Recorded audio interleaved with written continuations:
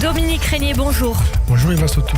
Vous êtes directeur de la Fondapol et on vous reçoit pour un rapport très instructif sur les attentats islamistes dans le monde et notamment en Israël.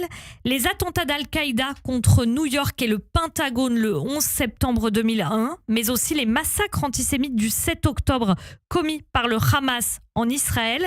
Dans votre rapport sur les attentats islamistes dans le monde entre 1979 et 2024, vous les qualifiez tous les deux de tournants historiques. Leur ampleur et leur cruauté diffèrent. Alors pourquoi le 11 septembre et le 7 octobre, c'est des tournants historiques en matière de terrorisme? Eh bien, Eva Soto, on commence en 1979 parce que c'est l'invasion de l'Afghanistan par l'URSS, parce que c'est l'arrivée au pouvoir de Khomeini en Iran, parce que c'est la prise d'otages à la grande mosquée de la Mecque. Ce sont notamment ces raisons-là qui font... C'est le début d'ailleurs de l'islamisation de la revendication palestinienne. C'est le début d'une nouvelle configuration qui fait apparaître un monde dans lequel nous sommes.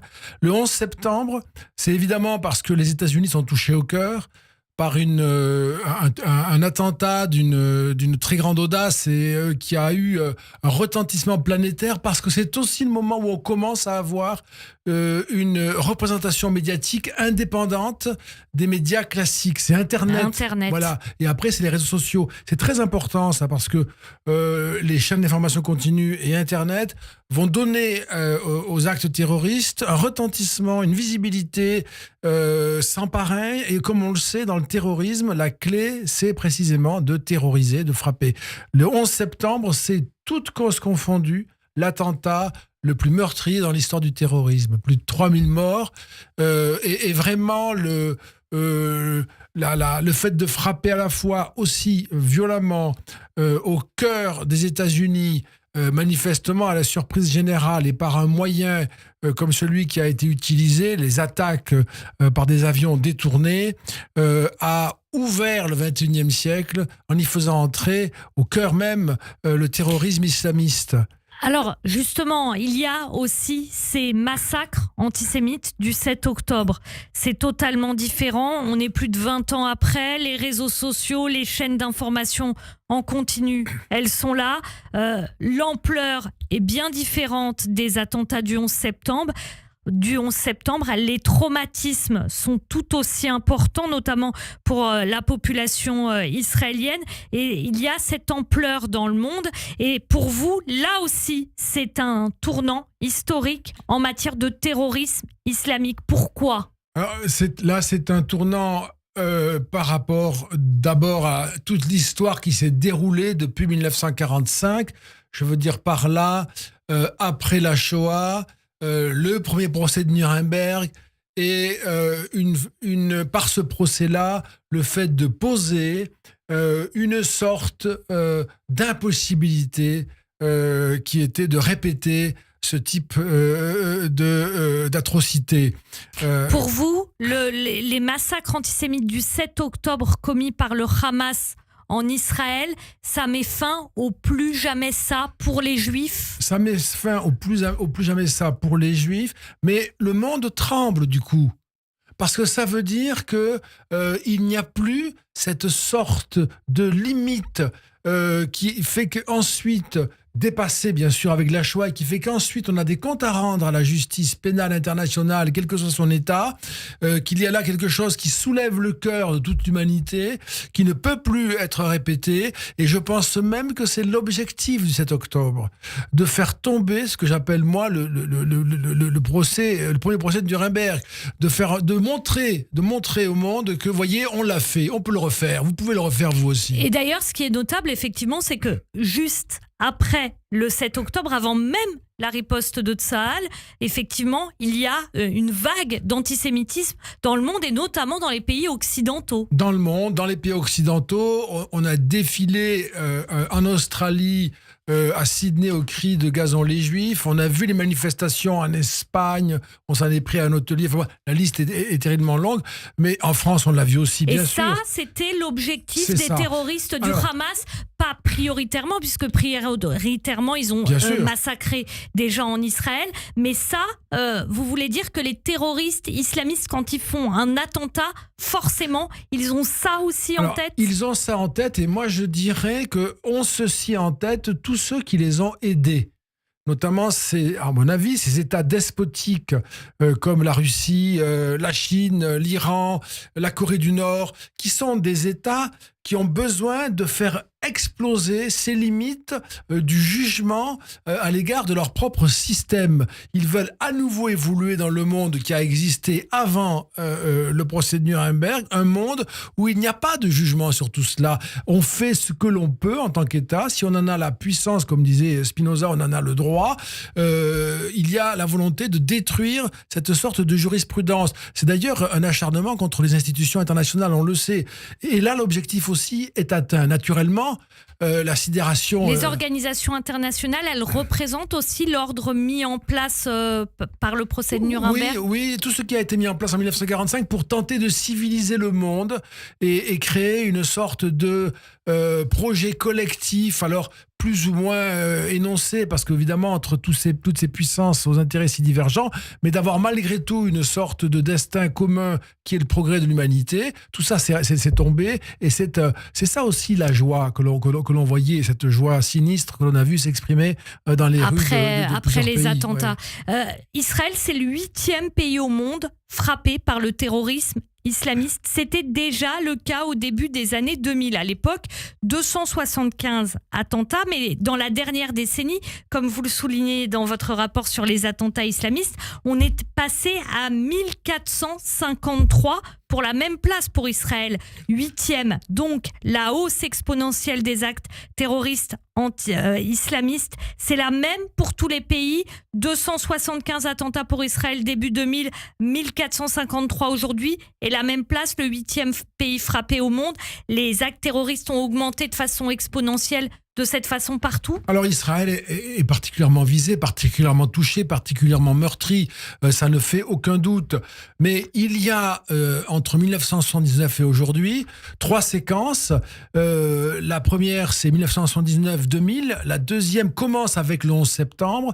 La troisième, celle dans laquelle nous sommes, commence autour de 2012-2013 avec la création de l'État islamique. Et c'est la troisième qui est la plus violente. La deuxième est plus violente que la première, la troisième plus violente que les deux précédentes. Nous sommes dans la phase, ce qu'on ne sait pas quand on ne s'intéresse pas au sujet, quand on ne le quantifie pas, on ne sait pas ça. On est les seuls à avoir fait cet effort. Si vous ne le faites pas, vous ne voyez pas ça. 84% des attentats qui ont eu lieu depuis 1979 ont eu lieu depuis 2012. 84%. C'est maintenant que se déploie tout cela. Et donc, le 7 octobre, d'une certaine manière, qui frappe Israël, c'est un signal pour le monde entier. Et c'est toujours des choses qu'il faut associer. Évidemment, c'est le malheur des Juifs. Quand Israël, quand le Premier ministre Benjamin Netanyahou, quand les ministres disent ce qui s'est passé le 7 octobre, ils disent comme vous, c'est un signal pour le monde entier. Absolument. C'est pas juste un discours politique. Non. Ça repose sur des choses rationnelles. Absolument. Et moi qui fais aussi des études sur l'antisémitisme, je ne cesse de le dire. C'est pas grave, il faut le répéter de toute façon, mais je veux dire, c'est une évidence logique, intellectuelle, historique. L'antisémitisme, on s'en préoccupe par souci de la paix universelle, on s'en préoccupe quand on est juif pour sa sécurité, on s'en préoccupe quand on est français pour la sécurité de nos compatriotes juifs, mais quand on est humain, on s'en préoccupe pour soi-même, parce que c'est vraiment l'annonce d'une violence qui se débride. C'est pareil pour les attentats. Et la France, oui, vous avez cité Israël, la France est le pays d'Europe le plus touché par les attentats islamistes. Et donc, il y a comme ça des éléments où on voit très vite qu'on est embarqué là-dedans. Il ne faut pas croire qu'on peut vivre heureux dans un monde où il y a des attentats en Israël à ce point-là. Ça n'est pas vrai. Et c'est une technique, c'est un outil, le terrorisme est un outil utilisé par des groupes non étatiques ou para-étatiques. On pense au Hamas, on pense au Hezbollah, etc. Mais c'est aussi une sorte je dirais, de méthode mise à la disposition d'autres puissances pour instrumentaliser les crises et s'efforcer de faire avancer leurs intérêts. Justement, instrumentaliser les crises, c'est très important et c'est très intéressant. Vous avez dit, effectivement, à juste titre, la France, c'est le pays occidental le plus touché. Pourquoi ? Alors, je pense qu'il y a une raison forte, qui est le fait que la France, ce beau pays, a une communauté juive historiquement absolument centrale. Derrière tout islamiste, il y a un antisémite, c'est comme ça. Ah oui, clairement. Évidemment, je ne dirais pas derrière tout musulman, mais derrière tout islamiste, il y a un antisémite, ça c'est très clair.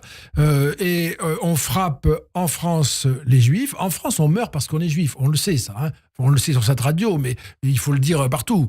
Ça a recommencé à partir de 2006. Je dis souvent, moi, qu'à Ozaratora, pour la première fois depuis Vichy, des enfants sont morts en France parce que juifs. Et donc, ce sont des choses qui ont lieu vraiment. C'est pas des fantasmes, c'est pas des craintes. Et c'est toujours lié, là, à la question de l'islamisme. Donc ça, c'est un lien très fort. On a aussi une communauté musulmane très importante et parmi laquelle il y a des islamistes, évidemment. Et je crois aussi que c'est lié aux engagements de la France sur différents terrains de conflit et son rôle diplomatique qui déplaît parfois et qui crée des tensions de ce type.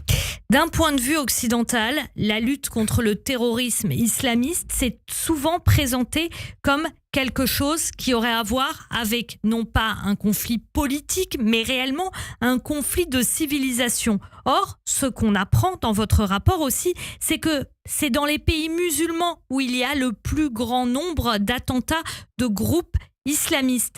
Comment expliquez-vous cette double lecture ? Est-ce que on se trompe quand on parle de conflit de civilisation, ou alors est-ce que c'est peut-être une vision centrée sur nous-mêmes ?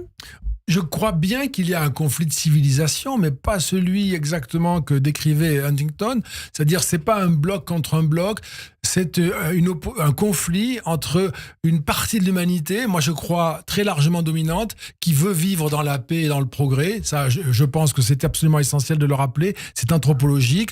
Et une autre partie de l'humanité qui cherche par le chaos, par la violence, à prendre le pouvoir. On évoque dans notre rapport le texte de 2004 qui s'intitule « L'administration de la sauvagerie ». C'est le titre du texte, c'est pas moi qui l'ai inventé.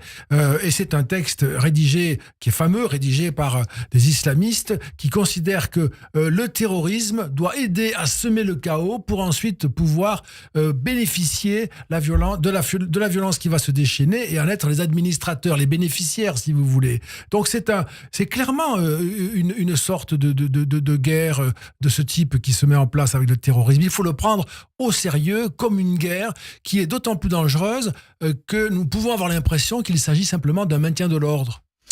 Justement, ce n'est pas qu'un maintien de l'ordre, comme vous venez de l'expliquer, il y a cette dimension de chaos, mais cette dimension de chaos, elle se retrouve aussi dans d'autres formes de terrorisme qui ne sont pas le terrorisme islamiste. Vous, qui êtes à l'origine de ce rapport, comment le définiriez-vous, ce terrorisme islamiste ? Alors, la partie la plus solide, la plus constante, c'est un terrorisme qui s'inscrit dans un projet de prise de pouvoir par les islamistes à l'échelle du monde. Et c'est pour ça aussi qu'il y a ce déchaînement dans les pays musulmans. Car il s'agit bien d'arraisonner l'ensemble du monde musulman à un projet islamiste qui n'est pas un projet pour les pays traditionnellement musulmans, mais qui est un projet planétaire et qui souhaite accomplir l'application de la charia à l'humanité tout entière. On peut trouver que c'est absolument fou comme projet et ça l'est en réalité, mais c'est ce à quoi ils s'emploient et ils sont approvisionnés en argent, en moyens, en information, en femmes et en hommes aussi, parce que les femmes sont de plus en plus importantes dans le terrorisme islamiste, par des acteurs qui le font pour leur propre intérêt parce qu'ils partagent cette cause ou bien qui croient s'en servir et parfois ça leur échappe. C'est typiquement ce qui s'est passé en Afghanistan. On a cru devoir armer ceux qui combattaient les soviétiques et finalement ils se sont retournés contre nous. Après ensuite ils ont été armés par les Russes pour nous combattre nous-mêmes. Enfin bref, on a cette espèce... Et l'Afghanistan se trouve malheureusement aujourd'hui dans la situation qu'on sait, dirigée par les talibans. C'est d'ailleurs, on l'apprend aussi dans ce rapport, l'un des groupes terroristes qui a fait le plus de victimes. Merci beaucoup. Merci à Dominique Régnier, directeur de la Fondapol, pour ce rapport que j'invite tout le monde monde à lire, hein. C'est très instructif. Les attentats islamistes dans le monde 1979-2024. On peut le retrouver sur le site de la Fondapol, fondapol.org. Y compris en anglais. Et très bientôt, on a terminé la version arabe, puisqu'on traduit en arabe ce travail-là à chaque fois. Très utile. Merci beaucoup, Dominique Régnier. À très vite. Merci. Le Grand Journal. Eva Soto.